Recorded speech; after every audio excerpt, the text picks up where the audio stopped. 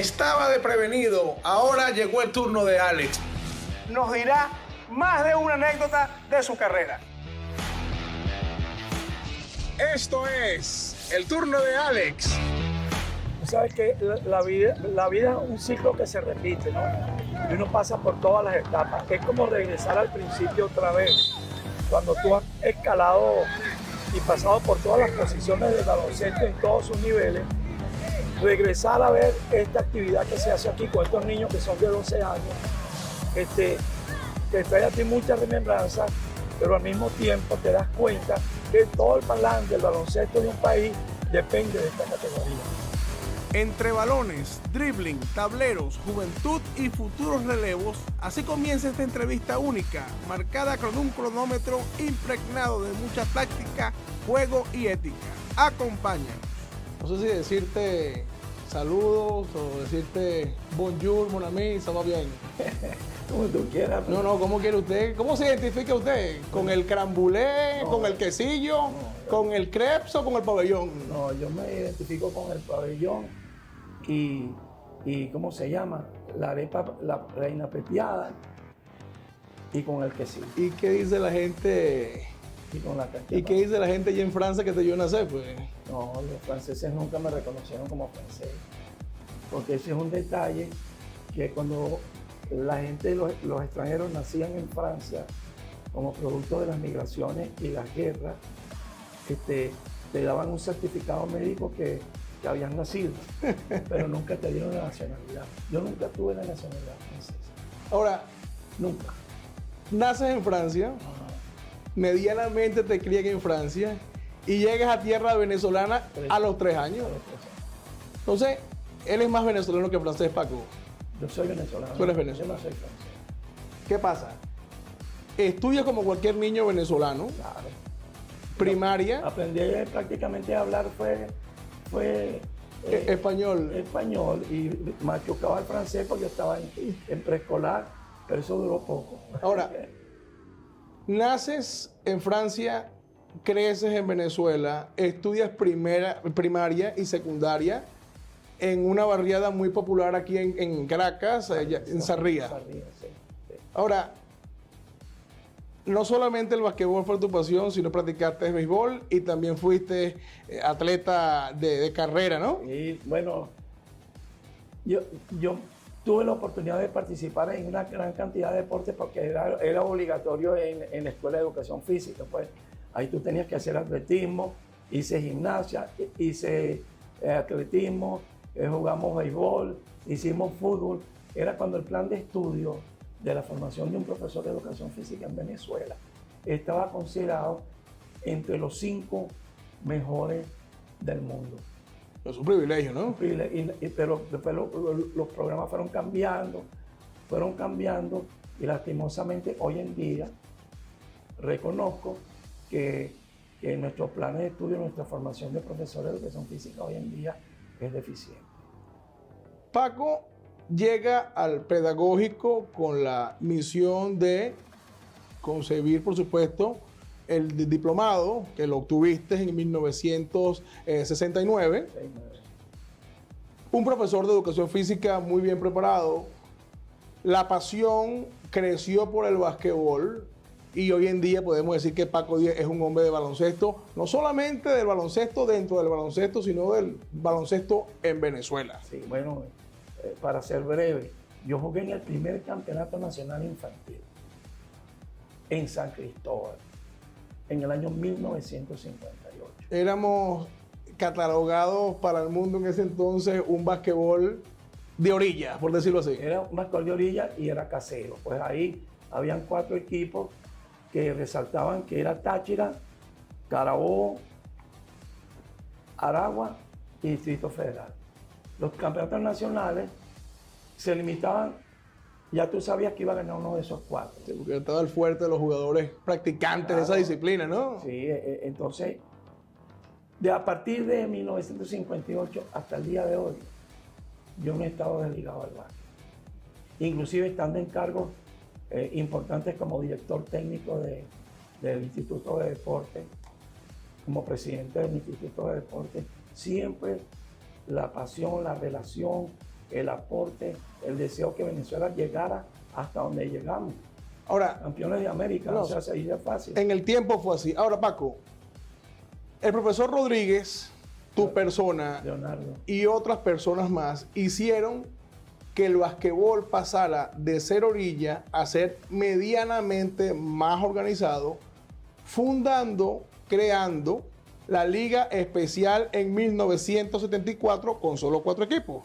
El Beverly Hills jugaba acá en Caracas, los Ahorristas de Caracas compartían el escenario, un equipo en Carabobo llamado Los Legisladores jugaban en el estadio Teodoro Gubaira y el equipo Toyoteros de Aragua jugando en Maracay en el estadio Mauricio Johnson, que vislumbraba como una gran luminaria del basquetbol muy poco practicado. Sale la liga de no tener nada a tener una liga profesional mediana auspiciada por estas 4 compañías. Fue un logro para Venezuela eso. Hoy fue el paso histórico más importante, de acuerdo a mi opinión, en pasar de ser un deporte desconocido a un deporte que se convirtió rápidamente en Venezuela en un deporte no tan popular como el béisbol, por supuesto, Pasión nacional. pasión nacional, pero el salto que dio el baloncesto en todos los pueblos, rincones y barrios de Venezuela fue algo trascendente. Ahora, si voltearas atrás, Paco, y vemos, ¿no?, con nostalgia lo que se fomentó en 1974, ¿tú has visto el trascender del basquetbol en Venezuela del 0 al 100 en todos los aspectos, cierto? En todo. En lo técnico, en lo táctico, en lo organizativo, en resultados, en desilusiones, en los errores, en los logros, todo. Y cuando tú y el profesor Rodríguez crearon esa liga, anhelaban claramente que fuese un éxito porque es ahora sí. Se imaginaron que iba a tener tanto éxito que Venezuela en la actualidad tenga una de las ligas más largas y competitivas del Caribe. La verdad que soñábamos, pero nunca nos imaginamos, nos pasó lo mismo que le pasó a James Naismith cuando él crea el baloncesto allá en Springfield como una necesidad. Nunca se imaginó James Naismith que el baloncesto llegara a tener más de 200 países afiliados. Ahora, cuando tú hablas de Springfield, y estamos hablando de, por supuesto, 80 años antes, cuando el señor inventó el básquetbol. 110 años para ser exacto. Sí. Mucho menos pasaba por la mente de Paco que iba a ir a Springfield, iba a trabajar con la universidad, iba a ser homenajeado. Esto es el turno de Alex. Bueno, mira, es bien importante. Yo antes de estudiar educación física, ya yo había incursionado en la dirección y enseñanza del baloncesto en categorías menores. Yo ya había dirigido masculino y femenino. Antes de estudiar educación física, ya mi vocación por enseñar y transmitir, porque yo sabía cuál era mi límite, porque yo era el jugador más bajito de la selección y cuando empezaron, aparecieron pues los nuevos talentos y dije, bueno, yo creo que yo tengo un final como atleta, pero hay un campo que es una dimensión interminable que es la de enseñar y trabajar como entrenador. Entonces, Paco nunca jugó en el 74 como profesional formalmente, sino Paco se retira en el 72 cuando llega a Estados Unidos en su primer viaje y dice, tengo techo, mi tamaño, hay nuevos talentos, el basquetbol ha crecido, yo me quedo en el mismo juego del lado de afuera. Ahí fue donde tú agarraste esto y la pasaba, agarraste la tabla Shannon, vamos a hacer una jugada, vamos a hacer otra jugada. Ahora, ¿se estudió para eso, Paco? Sí. Claro. Nosotros, cuando fuimos a hacer el máster, el primer posgrado, había que hacer una maestría en el área de deporte en alto rendimiento, pero mi vocación era instalarme con el equipo de la universidad, porque en el día a día en el aprender haciendo, era donde yo sabía que yo me iba a formar en este deporte. Porque nunca es suficiente lo que tú estudias en un aula, ¿sí me entiendes? Si no era la parte práctica, y me gané el apoyo del entrenador de la universidad, yo fui insistente, él era mi profesor en el curso de básquet, la parte teórica, pero para mí no era suficiente. Entonces yo necesitaba estar en la estructura, cómo se planifica el entrenamiento, cómo se planifica un juego, cómo tú escarteas, cómo tú te especializas en el área de la preparación física. Y eso yo lo viví. Yo lo viví, y estando yo en Estados Unidos, logramos que fueran varios venezolanos por mi contacto allá. Ahora, amén de tu título en el pedagógico, asumo que en tu clase hubieron Muchos atletas. Sí. Sí. De los cuales muchos hicieron carrera olímpica, muchos hicieron carrera majestuosa. Sí, En el basquetbol, ¿tú recuerdas que uno de tus atletas o uno de tus alumnos o un profesor siguió los caminos tuyos medianamente? Bueno, en esa época Leonardo era profesor también de básquet en el pedagógico. Leonardo también había regresado de allá de Stanford. Y ahí nosotros, en mi curso, pues yo recuerdo nombres como Germán Garrido, Salón de la Fama, Adasa Millán, un atleta que estuvo en 3 selecciones, básquet, voleibol y atletismo. Ahí también se graduó Márquez, este muchacho Planchar, que era del equipo de velocistas de Venezuela, Raúl Domínguez, Selección Nacional de Voleibol, Pedro Alexander, Selección Nacional de Atletismo, es Horacio Esteves. Porque Venezuela estuvo bien representada, al menos en diferentes disciplinas, Sí, en el año de tu clase, de tu graduación. De mi graduación. En el básquet no recuerdo ningún egresado de esa época que estuviera a nivel de la selección nacional. No, estaba yo nada más. Okay. Cuando fomentan la liga con 4 equipos, claramente fue la abreboca de lo que es hoy en día la actualidad del básquetbol. Sí. Por suerte, uno de los fundadores, Carlos, tú, y seguramente otros allegados más que se nos escapan los nombres. ¿Cuánto tiempo duró la preparación para hacer un calendario? ¿Quién les compró la idea? Porque eso no fue fácil, porque aquí no habían patrocinantes privados para eso. Y los seguidores del basquetbol eran, tú lo dijiste, lastimosamente era un juego familiar. Yo recuerdo que nosotros jugábamos en el velódromo, y entre los fanáticos nada más estaba mi esposa, pero no habíamos casado todavía. Eran los familiares de los jugadores. Tal vez por eso que se casó, entonces. Pues, caramba, mira, es un momento tan histórico y tan importante que Leonardo Rodríguez, el padre de la criatura, el que trabajó con mayor ahínco. Hay otras personas, como por ejemplo, que nos comunicábamos en esa época. Yo estaba en Massachusetts, él estaba en California. Nos comunicábamos con algunas personas aquí en Caracas, como José Luis Puerta, Bueno. el árbitro, y algunos otros. Y nosotros sabíamos que el progreso del baloncesto, por ejemplo, en España o en Puerto Rico, tenían ligas de hace mucho tiempo. En España la liga tenía aproximadamente más de 40 años. Yo creo que sí, yo creo que las categorías menores tienen la responsabilidad de decirle al país, aquí está la renovación. Que continúe en esa trayectoria que siempre ha sido ascendente. Muchas bendiciones, un abrazo, saludos. Esto es el turno de Alex.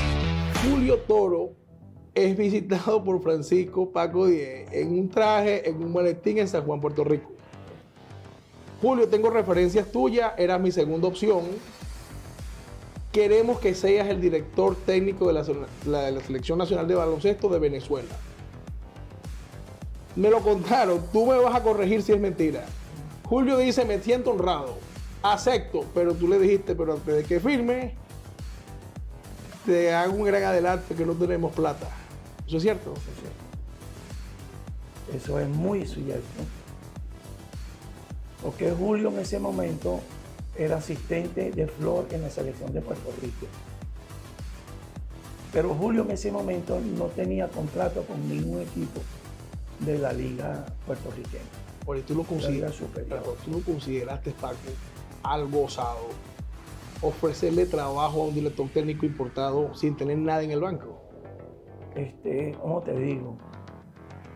Julio, yo no tenía tanta amistad con Julio, era con Flor, su jefe. Pero su jefe me lo vende como el tipo que iba a aceptar porque tenía el tiempo, tenía la formación. Tenía la formación. O sea... Y en el medio de la entrevista con Julio, tú, para tus adentros, llamaste a Venezuela y le dijiste a la Junta, No, este es el tipo. ¿O lo firmaste de una vez? Es más, nunca lo firmé. Es O más, sea, que tú fuiste a Puerto Rico a firmar al director técnico sin plata y sin contrato. Sin contrato. Porque el equipo de... Pero la vida te la pagó bien, ¿no? Fue el director técnico más exitoso de Venezuela, ¿no? Sí, claro. De los extranjeros el más exitoso. En ese momento, bueno, yo me la jugué porque nosotros no queríamos... Si te la jugaste. Nosotros no queríamos un entrenador americano, que yo tenía contacto con N cantidad de entrenadores americanos, pero nosotros necesitábamos a alguien que conociera el básquet caribeño, que conociera la idiosincrasia del jugador venezolano, que tenía experiencia con el jugador puertorriqueño. Flor había dirigido en Argentina, había dirigido en otros países. ¿Quién mejor que ellos? Y además que existía la amistad. Total que cuando yo hablo con Julio, ya Flor lo había llamado. No, te hizo una cortina Sí, espectacular. Flor lo había llamado y Julio, antes de yo terminar la idea que queríamos, quedaba un mes para ese suramericano de Valencia. Antes de terminar me dijo, ya acepté. Wow. Y yo me quedé así. Y bueno, y Julio, y conoces los detalles de la cuestión, me dijo, no importa, Wow. no importa.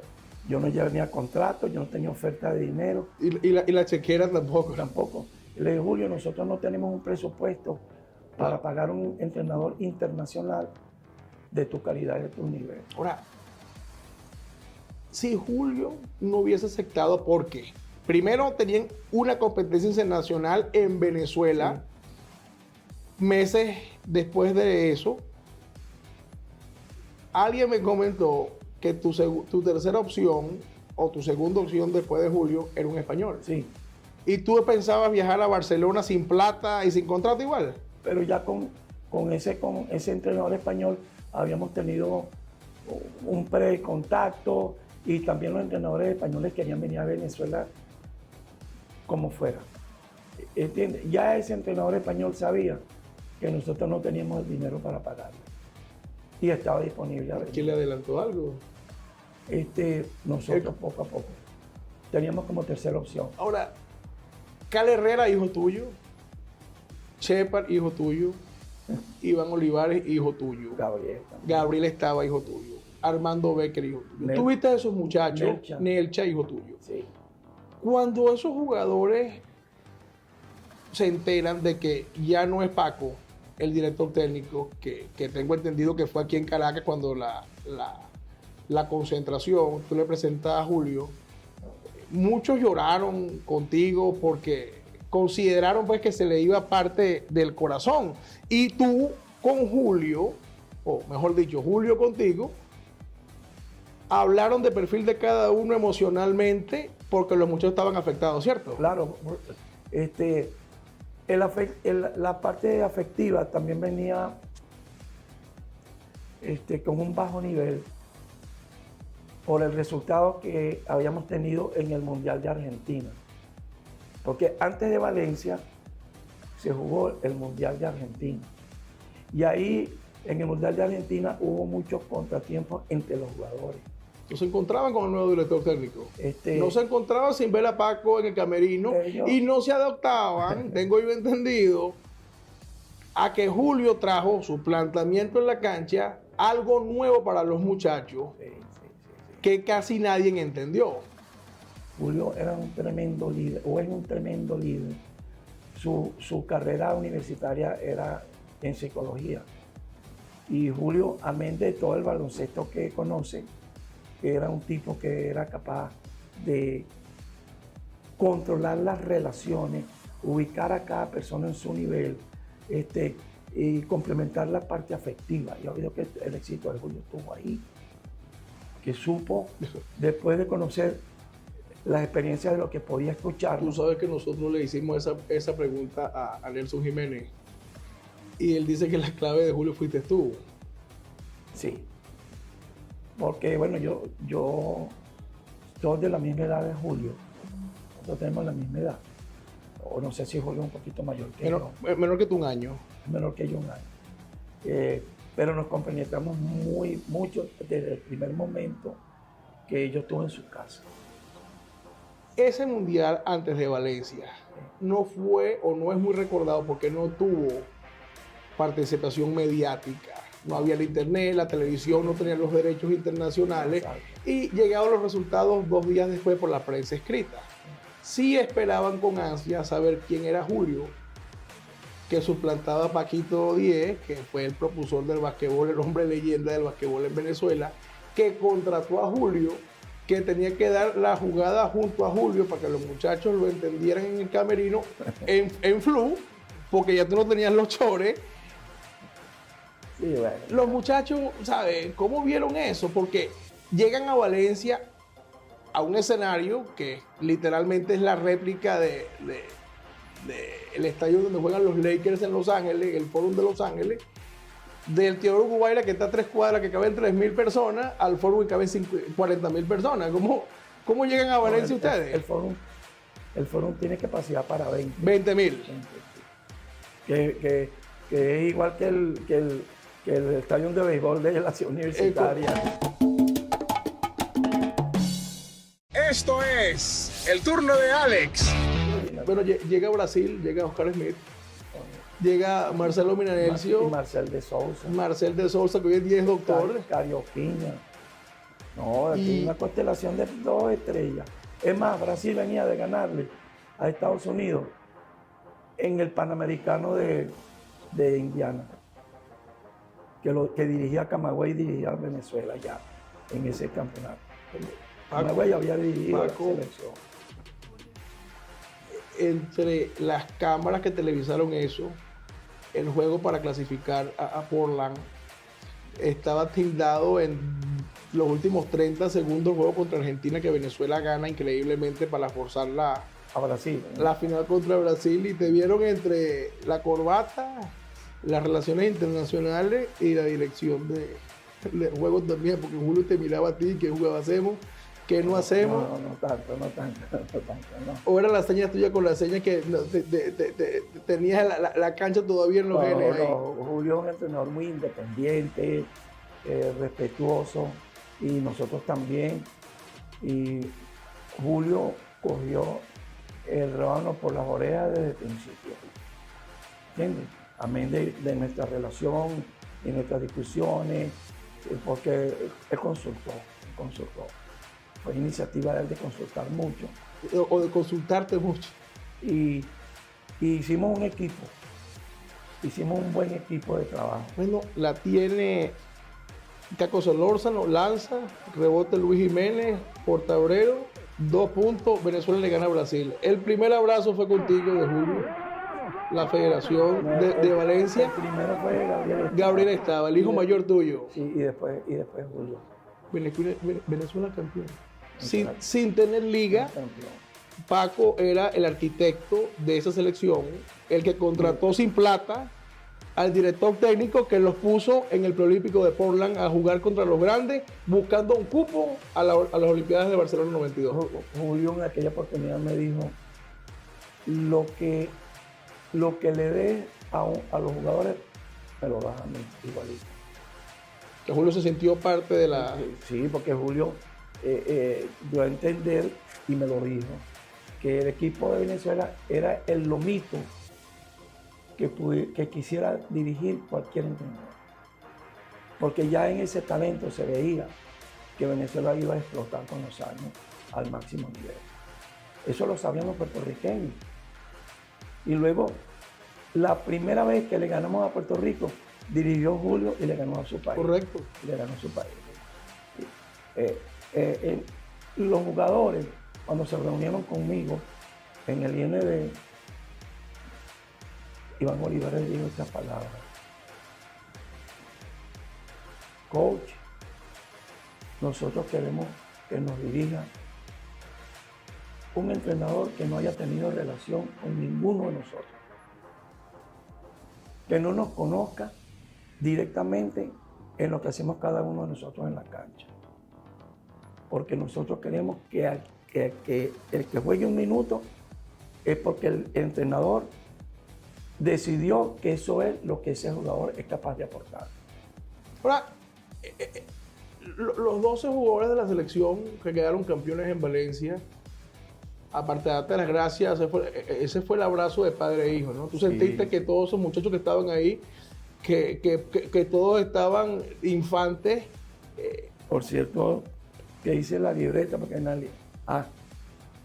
Aquí yo, ayer, anoté los nombres, ¿verdad?, de ese equipo, porque me pareció que era importante que en esta entrevista yo los recordara a todos y en mandarles desde aquí mi saludo afectuoso por lo que hicieron por Venezuela. Caco Solórzano, Luis Jiménez, Sánchez, Cara Herrera, Iván Olivares, Gabriel Estaba, Omar Alejandro Walcott, César Portillo, Alexander Melcha, Rostin González, Víctor David Díaz y Armando Vélez. ¿Tú crees que estos muchachos pusieron a Francisco Paco Díez en la palestra ganadora que es la que está ahora? O sea, ¿tú te ves tan exitoso sin esos muchachos? No. O sea, tú le debes a estos muchachos. Yo le debo a ellos el porcentaje de lo que nosotros hemos podido experimentar. Si no hay jugadores, no hay ganador. Si no hay jugadores, no hay entrenador que gane. ¿Tú me entiendes? Tú puedes ser Bobinal, el mejor entrenador del mundo, pero si tú no tienes el talento. ¿Y qué fue lo que vio Julio? Julio vio y sabía que ya había talento. Porque si nosotros hubiésemos tenido un material humano, sin hablar peyorativamente, que pudiera tener Haití, por ejemplo, sin despoticar de un país, yo te aseguro que Julio hubiese analizado y dice, con ese equipo soy el último.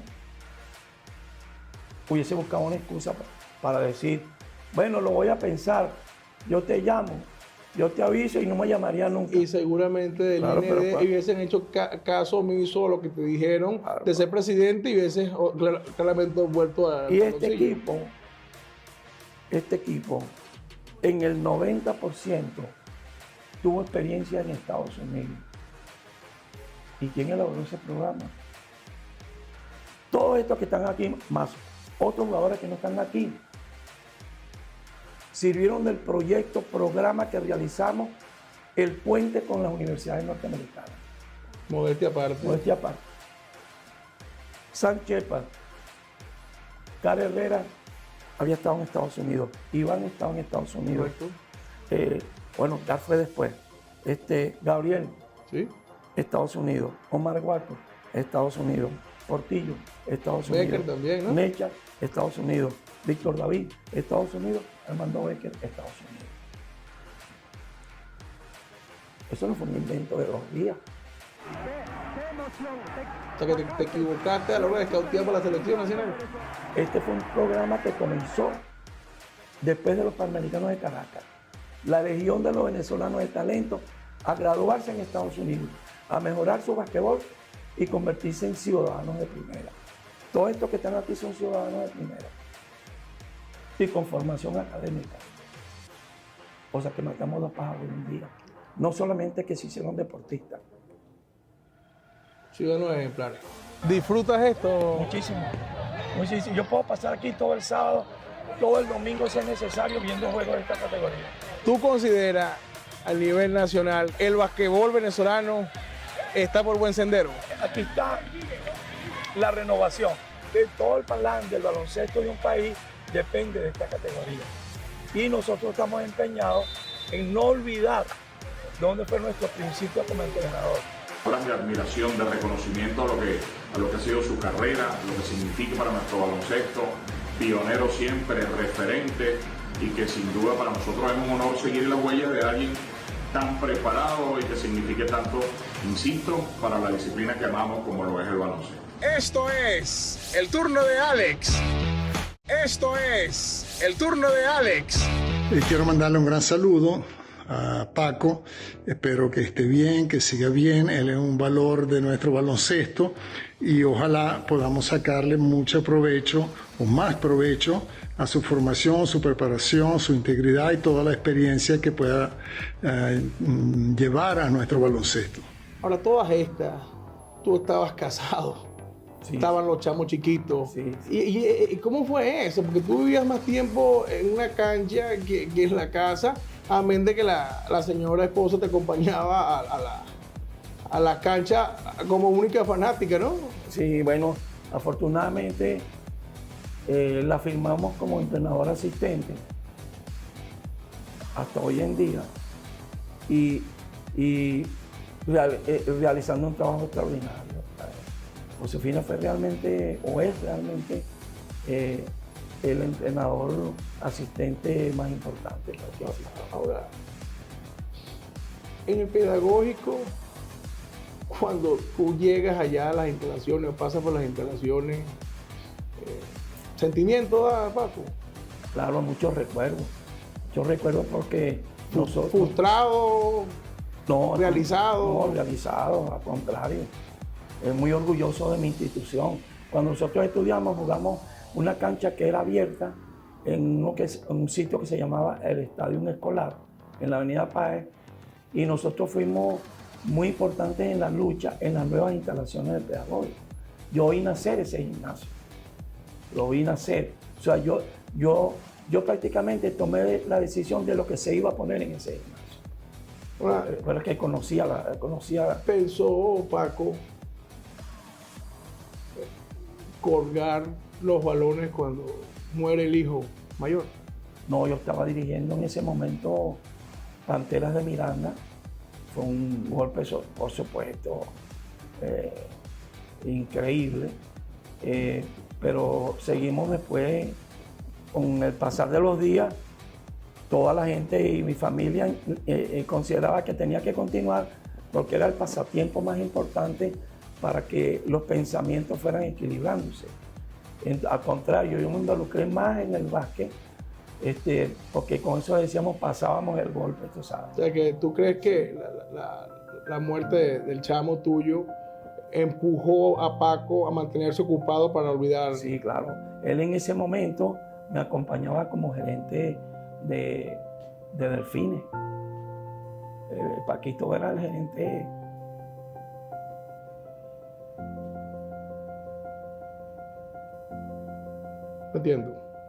Yo entiendo. Ahora, tu esposa hoy en día ve a Paco Díez todavía dando clínica. ¿Qué dice? Paco, vamos a seguir en esto, vamos a morirnos con el basquetbol, necesitamos seguir formando el basquetbol. ¿Tú te ves haciendo esto, Paco, cuántos años más? Hasta que el cuerpo aguante. Sí. Al contrario, inclusive hay invitaciones que llegan de todas las partes del país y algunas veces no me siento como en disposición y Josefina es la que toma la decisión y dice, tienes que ir y cumplir con esa invitación. ¿Llegaste en algún momento a discutir jugadas de juego con tu esposa? Bueno, imagínate, claro que sí. Los regaños llegaban después del juego. Este cambio no me gustó. En la defensa que utilizaste 3/4 de cancha, no tenía la intensidad que nosotros creíamos que podías hacer.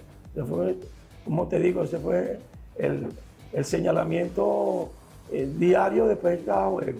Amén de que has ganado cualquier cantidad de títulos en Venezuela, siempre fue una crítica productiva de tu trabajo. Sí, sí. No te digo pues que para mí era el trabajo del asistente que no se sentaba en el banco. Y crítica la tenías y lo tenías también en la casa. Bueno, aquí aguantábamos. ¿Quién aguantaba a Josefina después de perder un juego importante? Caramba. Coño, tenía que irme a caminar para la calle porque no tenía aguantaba. Hogar, dulce hogar. Mira, tú comentaste temprano de que no existe entrenador exitoso sin jugadores exitosos. Claro. Y existe un director técnico exitoso sin un exitoso mano derecha. Necesitas la mano derecha también, un buen entrenador asistente. Yo no sabía que tú tenías uno tan cerca. Ten la bondad, mi amor. Aquí estoy yo, con mis créditos también. ¿Por quién tiene más crédito? ¿Paquito por ser director técnico o tú como mano derecha de él? No, pero no solamente en lo personal, sino en lo laboral también.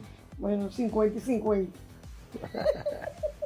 El hombre decía que cuando las cosas estaban bien en la casa, estaban bien en la cancha y viceversa. Sí. Exactamente. Pero Paquito también perdió unas cuantas finales. ¿Cómo manejaban eso ustedes acá? En Honduras. Bueno, depende de dónde estaba la final. Si era en Margarita, nos íbamos al mar, allá a montar una lanchita que teníamos y a pasear y a pasar los malos momentos, pero siempre eso se olvida porque el deporte es como la ruleta da vuelta, siempre estás abajo y arriba, abajo y arriba. Ahora, viendo la carrera de tu esposo, él te pone a ti como mano derecha. Más de 50 años juntos, 2 nietos. Ustedes pasaron de ser esposos en el terreno de tabloncillo a que en la casa. ¿Y cómo manejaron eso para que todo fuera en armonía? Porque lo laboral con lo personal difícilmente se lleva de una buena manera. En realidad eso no ha sido muy exitoso, pero ustedes claramente lo han mantenido de una manera universalmente buena. Bueno, afortunadamente tenemos una ventaja. Estudiamos en el mismo salón, nos graduamos juntos de educación física y tenemos los gustos hacia el deporte y tanto yo lo he apoyado a él como él también me ha apoyado porque yo también he estado involucrada en algunas federaciones como la gimnasia, el atletismo y he apoyado también al baloncesto. Entonces, eso compensa. Tantos logros que ha tenido el basquetbol en Venezuela. Por suerte, por dicha, tu esposo ha estado involucrado literalmente en toda la historia del basquetbol acá. Eso es algo de sentirse orgulloso, ¿no? Claro, suena pedante, pero yo digo que Paco es como el revolucionario del baloncesto moderno en Venezuela. Porque sabes que el baloncesto estuvo suspendido 5 años. No, como 10 años. 10 años internacionalmente y le tocó duro esa incorporación de nuevo a la sociedad deportiva. ¿Tú consideras que esos 10 años para ustedes y para Paco verse involucrado del día a día a no verse involucrado le afectó mucho? Claro, la primera salida de Venezuela al exterior fue duro, las derrotas eran grandes, eran un margen bien grande y poco a poco, bueno, con los planes y programas y el desarrollo y los estudios, se fue mejorando. Pero tú te imaginaste ser la directora técnica de tu esposo. Bueno, No, dilo que tú sientes, no lo mires a él. Él me dijo que sin ti él no hubiese tenido no tanto me éxito. imaginaba, pero yo siempre soy la primera crítica de ellos. Soy la que cuando termina el juego le digo, ¿cómo es posible que no metiste a fulano? Le diste mucho tiempo a sutano, creo que la defensa no era así, el árbitro cuando te dijo eso tenía razón. ¿Y te reconoció? ¿Ah? ¿Te reconoció cuando estaba errado? Sí, él tiene algo, él sabe reconocer, y algo bueno, que reconocer de grande y de hombre, y él tiene una cualidad que reconoce. Y de esposos también, ¿no? Sí, también. Es muy inteligente en ese sentido. Ahora, ¿tuviste la oportunidad de ir a las Olimpiadas de Barcelona junto con Paco? Sí. yo tuve la oportunidad de ir a los Juegos Olímpicos de Barcelona. Bueno, qué mayor satisfacción y bueno, y me enorgullece que creo que soy una de las pocas mujeres en Venezuela que ha ido a todas categorías de baloncesto, desde interbarrio, con potica hasta internacional. Fui a los Juegos Olímpicos con Paco, igualmente fui a los Juegos Olímpicos, perdón, al Campeonato Mundial de Grecia, donde él no estaba acreditado, él estaba acreditado, perdón, y yo no tenía acreditación, pero yo me valí de mi astucia y conseguí una credencial A mejor que la que tenía muchas. Imagínese usted, ¿eh? Sí, y estuve en los Juegos Olímpicos, el Campeonato Brasil también. Mundial de Grecia, estuve en los Juegos Olímpicos de Brasil, los centroamericanos de Cuba, los panamericanos de Caracas, estaba el sudamericano de Valencia, que es algo Inolvidable para los venezolanos, ¿no? inolvidable. Te voy a decir que yo estaba en Argentina cuando ganó el Boca Juniors y Maradona jugaba para el Boca Juniors. Y justamente yo estaba en el pueblo de Boca y eso es lo más grande que yo he visto. Bueno, yo comparo el suramericano de Valencia con ese momento de la ganada de Boca Juniors en Argentina. Ahora, para nadie es un secreto, ¿no? Que la señorita Justi fue la abanderada de Venezuela en Barcelona. Mariana Justi. La muchacha de nado sincronizado, pero sentimentalmente fue la selección de basquetbol la más vistosa por Venezuela. Cuando tú viste a tu esposo en la universidad, te viste en el altar, viste a tu esposo fundar una liga, verlo en una olimpiada, ¿qué se siente eso? Bueno, verdaderamente que siempre su pasión ha sido el baloncesto. De hecho, él de jovencito iba a Los Cabos y siempre estuvo pegado al lado de Gastón Portillo, que es su mentor. Y tanto así que Gastón lo nombró su asistente, luego se lo llevó a la Escuela Naval a trabajar con él y pasó a ser también asistente Celestino Baello en la Selección Nacional Femenina. Pero verdaderamente no me imaginé nunca la proyección, ni me imaginé nunca que Paco podía llegar a ser presidente del IND, cosa que lo merece, pero uno en el momento del estudio ni del matrimonio se lo imagina, sino tú piensas que vas a ser profesor que vaya a dar clases en el aula. Y cuando combinas todas esas tres cosas, que es lo que han hecho ustedes, es un plus de la vida, ¿no?